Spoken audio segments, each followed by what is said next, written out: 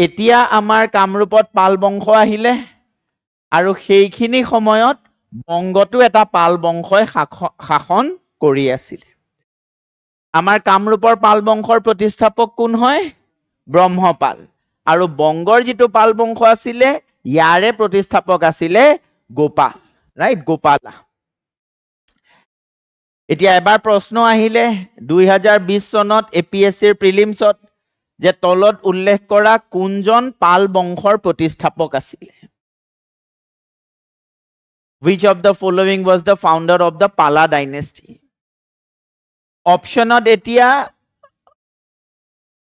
আছে বেলেগ বেলেগ নাম তাতে ব্ৰহ্মপালা বুলি লিখা আছে কিন্তু গোপালা বুলি লিখা নাই এতিয়া যোনে অসম হিষ্ট্ৰী পঢ়া নাই তেওঁলোকে ক'লে প্ৰশ্নটো ভুল তেওঁলোকে অসমৰ পাল বংশৰ কথা পাহৰি থাকিলে তেওঁলোকে ভাবিলে আৰে পালা ডাইনেষ্টিৰ ফাউণ্ডাৰ হ'ব লাগে গোপালা অপশ্যনত দেখোন গোপালা নাই গতিকে কনফিউজ হৈ গ'ল তেওঁলোকে সেইটো ক'লে যে প্ৰশ্নটো ভুল তেওঁলোকে নকৰাকে গুচি আহিলে যিসকলে অসম হিষ্ট্ৰী পঢ়ি গৈছিলে তেওঁলোকে ব্ৰহ্মপালা দেখিয়ে গম পালে যে এইটো মানে কোনটো পাল বংশৰ কথা কোৱা হৈছে কামৰূপৰ পাল বংশৰ কথা ঠিক আছে